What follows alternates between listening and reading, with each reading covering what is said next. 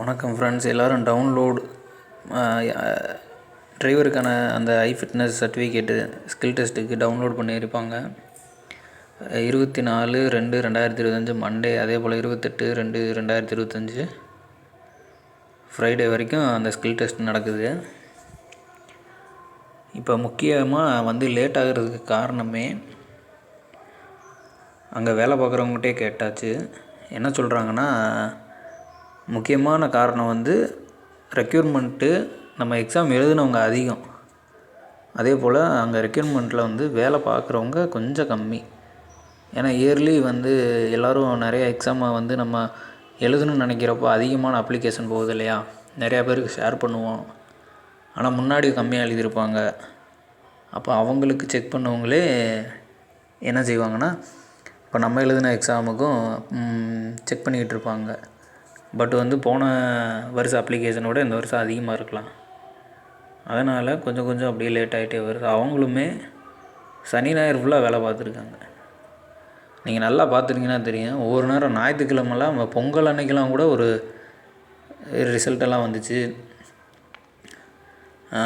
நோட்டிஃபிகேஷன்லாம் வந்துகிட்டே இருந்துச்சு. விசி ஹோஸ்ட்டு ரிசல்ட்டெல்லாம் விட்டாங்க, நோட்டிஃபிகேஷன் விட்டாங்க, எக்ஸாம் மார்க் விட்டாங்க.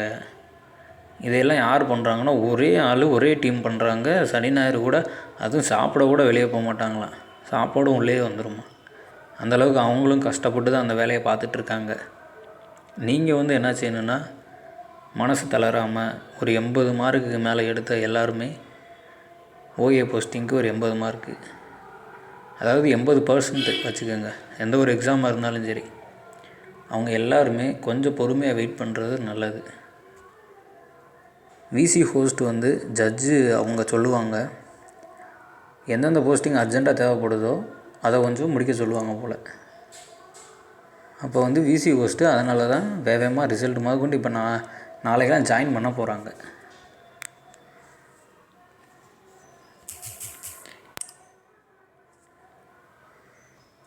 நாளைக்கு ஜாயின் பண்ண போகிறாங்க.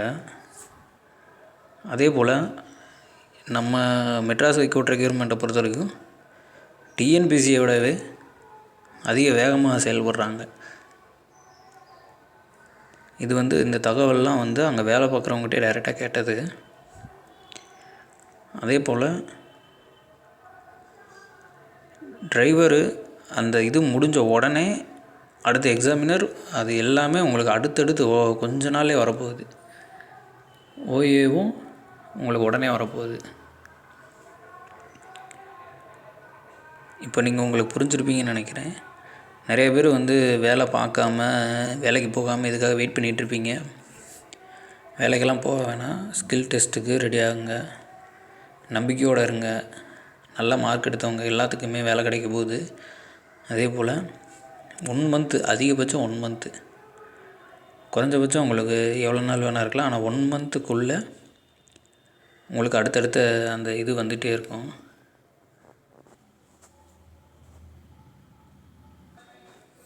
இப்போ பாண்டிச்சேரிலாம் நம்ம பக்கத்து ஸ்டேட்டு தான். அதுக்கே நோட்டிஃபிகேஷன் விட்டு வேகமாக அதை பண்ணது எல்லாமே ஒரே டீம் தான். சென்னையில் இருக்கிற ஒரு ரெக்ரூட்மெண்ட் டீமு, அவங்க தான் எல்லா வேலையும் பார்த்துருக்காங்க. அப்போ நம்ம ஏன் நமக்கு வரல, ஏன் டிஸ்ட்ரிக்ட்டுக்கு ஏன் வரல, உன்னோட டிஸ்ட்ரிக்ட் ஏன் வரல அப்படின்னு நம்ம கேள்வி கேட்குறதெல்லாம் தப்பு. ஏன்னா அவங்களும் முடிஞ்ச அளவுக்கு ஸ்பீடாக தான் பண்ணுறாங்க. ஏன்னா இப்போ நம்ம மற்ற ஜாபை விட இந்த கோர்ட் எக்ஸாமில் வேலை பார்க்குறவங்க ஜாபு ரொம்ப முக்கியமானது. அடுத்தடுத்து கண்டிப்பாக ஆள் இருந்தால் மட்டும்தான் அங்கே வேலை எல்லாருக்கும் நடக்கும். அந்த இடத்துல நம்ம வேக்கண்ட்டாக இருந்துச்சுன்னா எல்லாருக்கும் கஷ்டமாயிடும். அதனால் நீங்கள் இன்னும் இவ்வளோ நாள் பொறுமையாக இருந்துட்டீங்க, இன்னும் மனசை தளர விடாமல் நீங்கள் இன்னும் கொஞ்ச நாள் பொறுமையாக இருந்தாலே போதும்.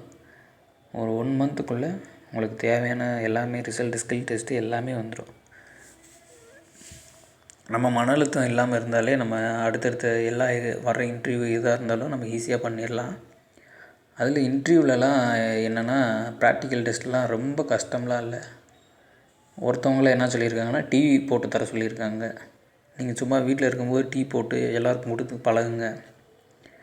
அதே போல் ஊசி நூல் கோக்குறது சொல்லியிருக்காங்க. கண் நல்லா தெரியுதா.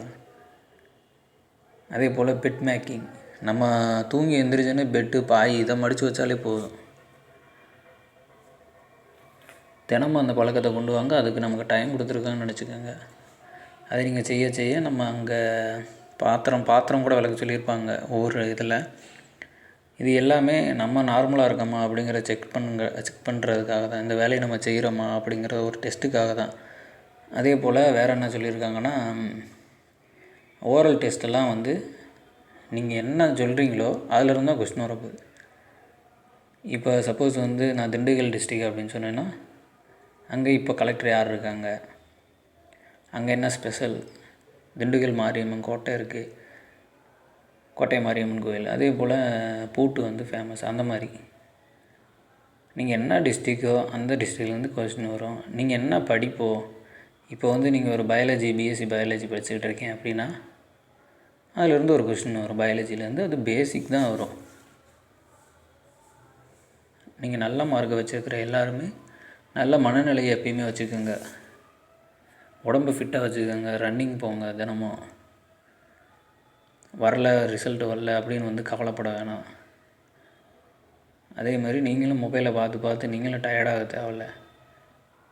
தினமும் ரன்னிங் போயிட்டு நல்லா ஃபிட்டாக வச்சுக்கோங்க. மனநிலையை வந்து கரெக்டாக வச்சுக்கோங்க. 80 மார்க்குக்கு மேலே எடுத்த 80%, அது எந்த எக்ஸாமாக இருந்தாலும் சரி, 80%க்கு மேலே இருந்தால் உங்களுக்கு கண்டிப்பாக ஜாப் இருக்குது. இந்த தகவல் வந்து உங்களுக்கு பயனுள்ளதாக இருக்குதுன்னு நினைக்கிறேன் ஃப்ரெண்ட்ஸ். Thank you very much. இந்த இது எல்லாமே இப்போ நேற்று அங்கே வேலை பார்க்குற ஒரு நண்பர் வந்து கால் பண்ணி சொன்னார். அதனால் வந்து உங்களுக்கு அது கண்டிப்பாக யூஸ்ஃபுல்லாக இருக்கும். அவரும் எனக்கும் அந்த அட்வைஸ் தான் பண்ணார். அதனால் நீங்கள் வந்து நல்ல ஒரு மனநிலையை மட்டும் வச்சுக்கோங்க. டென்ஷன் ஆக வேணாம். ஏன் இவ்வளோ நாள் வெயிட் பண்ணோம் அந்த இதை வந்து நினைக்க தேவையில்லை. ஒரு தடவை வெயிட் பண்ண போகிறோம்.